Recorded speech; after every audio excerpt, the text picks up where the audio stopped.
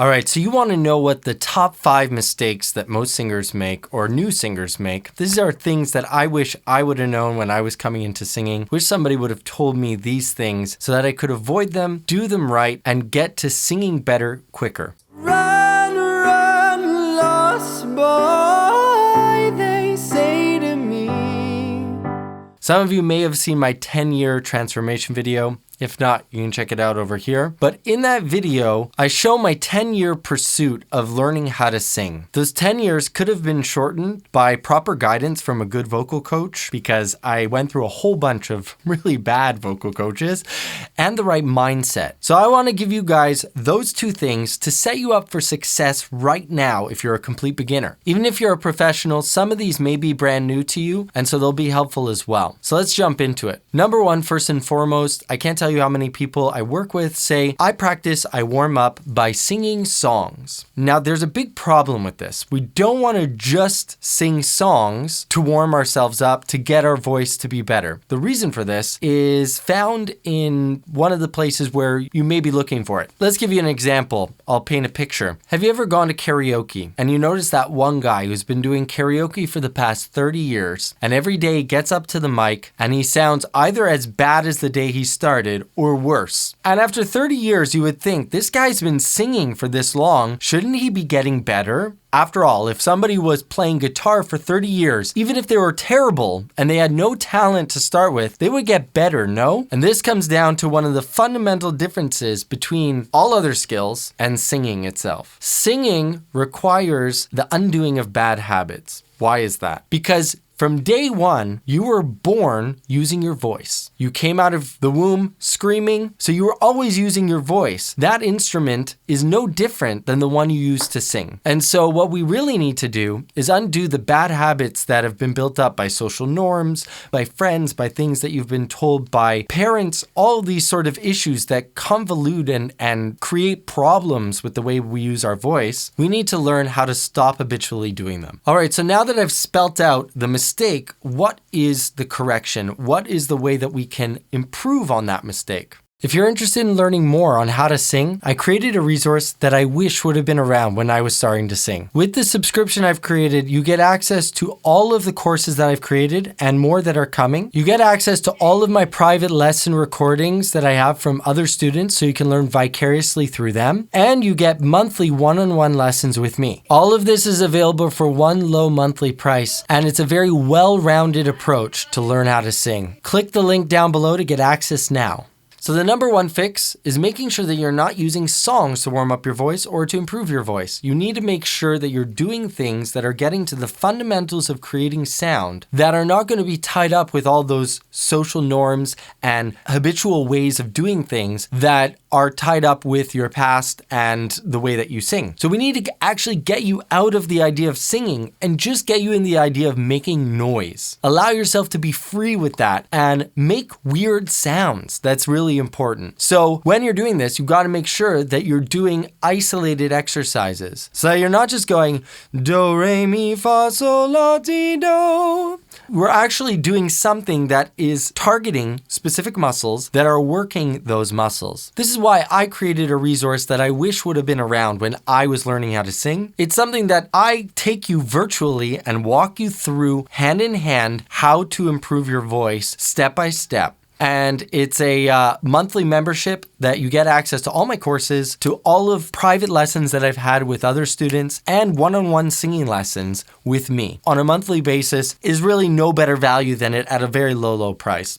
Just putting that out there. All right, so once you've found the right exercises, that's great. You have a basis on which to build a practice regimen. But a lot of people kind of get lost with like, how do I practice? Do I do it for 5 hours? Do I, practice this and then sing? How do I do it? So let me give you a very clear recipe for success when it comes to vocal exercises. So no matter whose training program you're doing, applying this to that training program is going to help. It's very important to know from the outset that your voice is very different than other skills in one other very important way. The voice is made up of two very delicate vocal cords that sit right here. They're extremely delicate and are vulnerable to permanent damage if used improperly. With this in mind, you got to make sure that your vocal practice and your singing fit within that construct of the fact that you don't have unlimited use of your voice. There is a limit to how much you can use it every single day. You can't sing for 12 hours a day. It's going to wear it out and cause permanent damage. Well, great, Adam. Thank you so much for letting me know I can't do it for 12 hours, but how long should I be using my voice? Great question. It's very important to try not to vocalize for more than an hour a day. If you're doing more than that, your voice has probably some health issue that is holding it back from being able to warm up and get to the place where it needs to be. Really, 20 minutes should be like enough. It should be good. But if you're going for an hour, that's really kind of strengthening, improving, and working on the voice. Not when you just need to really warm it up to get it ready to sing. Now, in addition to that, you probably also want to sing. And I wouldn't sing for more than an extra hour or two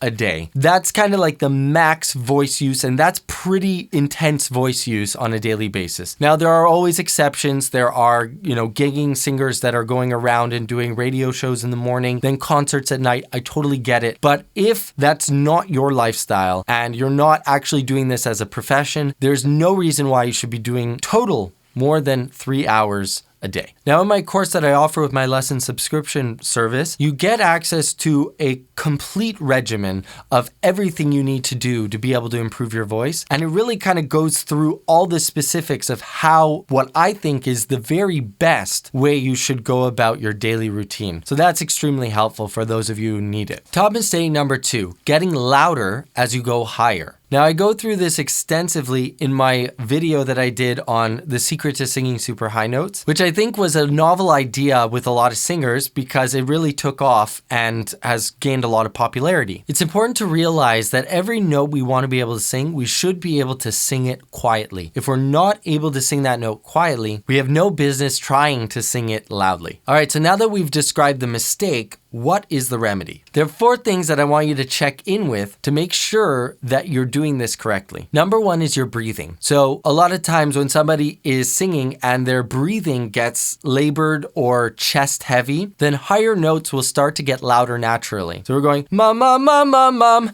mum mum mum mum mum mum mum mum mum. The body gets struck with a certain amount of anxiety and it makes it feel like I gotta keep on going louder to be able to hit those higher notes. That's not the case. Rather, what we want to do is keep the chest relaxed, and every time we breathe, we allow the stomach to come out, and when we breathe out, we want the stomach to come in. We want those lower abs to kick, similar to the way that we would cough.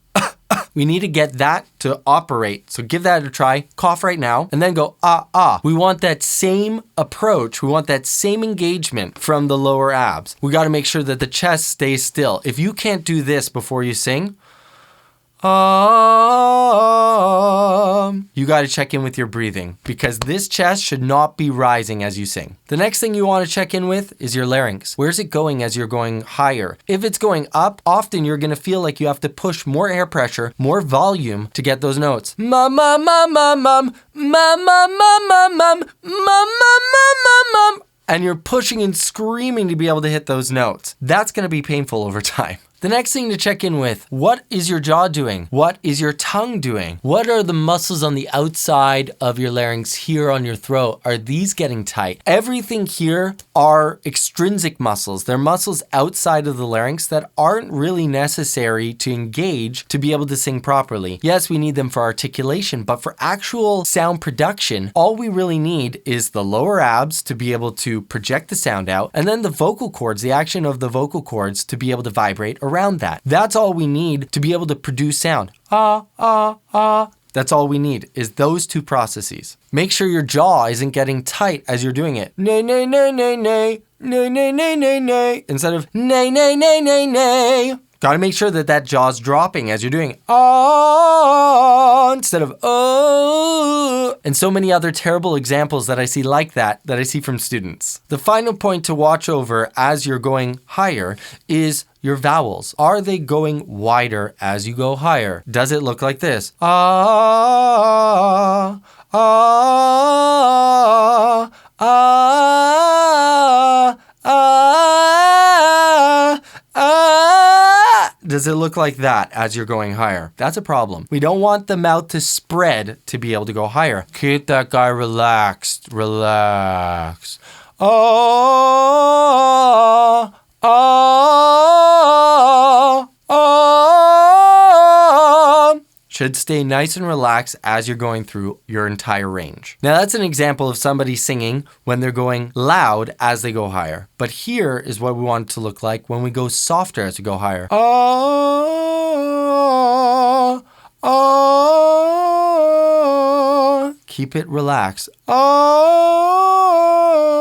So as you notice, I'm kind of flipping the approach. I'm starting a little bit louder on the bottom, and then as I go up higher, I soften up. That's what we want to try to do. Go quieter on the top, louder on the bottom, and you're going to notice that there's going to be a massive shift in your approach. Mistake number 3, and I really wish somebody would have told me this when I first started to sing, because it would have shaved off years on my singing transformation. And that mistake is neglecting falsetto. There are so many singers and even vocal coaches out there that really profess about the idea of connection, that we always want to operate from a connected, intense sound. So more of a connected sound as opposed to an airy sound. Ah. Now there are 2 main problems with this. Problem number 1 is that there's a stylistic tool that's used often in modern music, and that's called falsetto. And without practicing it, working with it, then you're not going to get better at it and be able to use it within the context of a song. So that's really important to be able to sing modern music. Number 2, a lot of beginning singers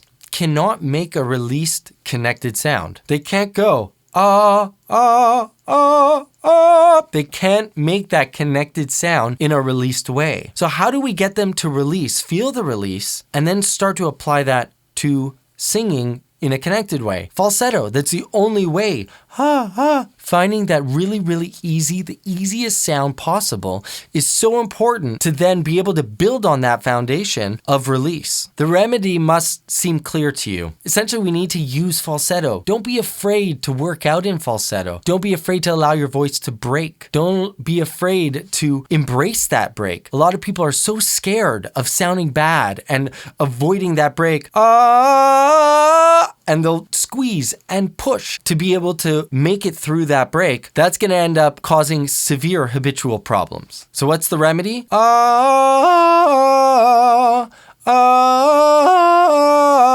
Allowing your voice to break, finding that release. And in that break is really where we begin to find our mix, that place where both registers come together.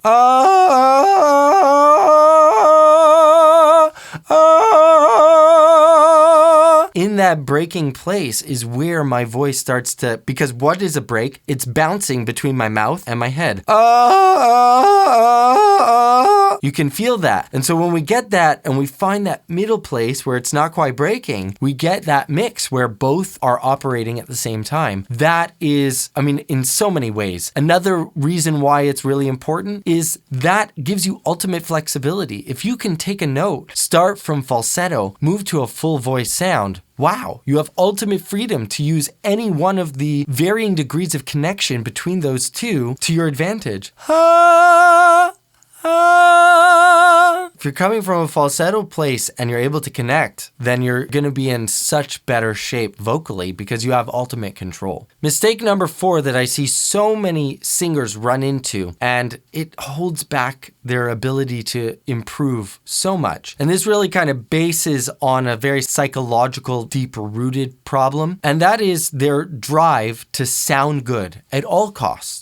If it doesn't sound good, I don't do it. The irony is, by trying to sound good, they often develop bad habits that make them sound bad. And if they would just let go of that desire and that focus of only to sound good, they would eventually come full circle and sound good from a release perspective. This approach really requires a shift in perspective. Instead of focusing on sounding good, focusing on the sounds feeling good will then allow you to find an ease of tension, all those extrinsic muscles letting go, which will then eventually lead as a byproduct sounding good. So the pursuit of learning how to sing is not about sounding good. It's about learning what feels good. And then as a byproduct of that, it will sound good as well. Now, with this shift of perspective in mind, this requires a great deal of mindfulness while we're doing the exercises. Mindfulness describes being in the moment non-judgmentally and present while you're doing it. So when we're doing our exercises, we can't just kind of like be mindless and not really be aware of what's going on in our body. The more we can be aware of the kinesthetic approach of what's going on in our body in the moment, the more easily you'll be able to make changes, improve your sound by improving the way it feels. Thereby, you reach your goal in a very ironic way, not by sounding good at the expense of all else, but by making sure it feels good, and then it'll sound good. I hope I've repeated that enough times for you guys to get it. Now, in a similar vein, mistake number 5 comes from a very mindless place. So being mindful while you do this will help you a lot. Now, so many of my students, when they first start lessons, they approach songs in a very holistic way. They do the entire song, but the problem with that is that you get lost in the forest and can't see the trees. You're looking at the entire thing and you can't possibly dissect and improve small aspects of it if you're doing the whole thing at once. Many of my students see the most drastic improvements when they start to dissect the song, break it down line by line. And a lot of people don't realize it's not about separating the verse and then the chorus and then the verse, line for line, really dissecting what is the singer doing. Ask yourself these questions. What is the singer doing? Are they approaching it breathy? Are they approaching it in full voice? Are they approaching it in mix? Are they approaching it in chest voice? What is the resulting sound quality? What does it seem like it feels like for that singer to be there while singing that song?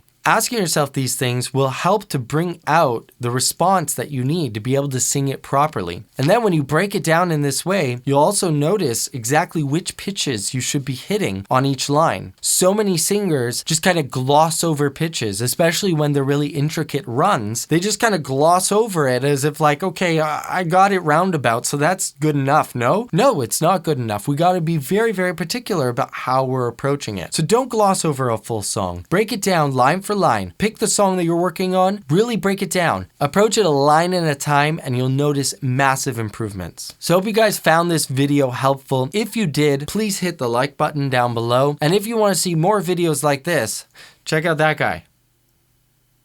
You're gonna like it. It's a good video.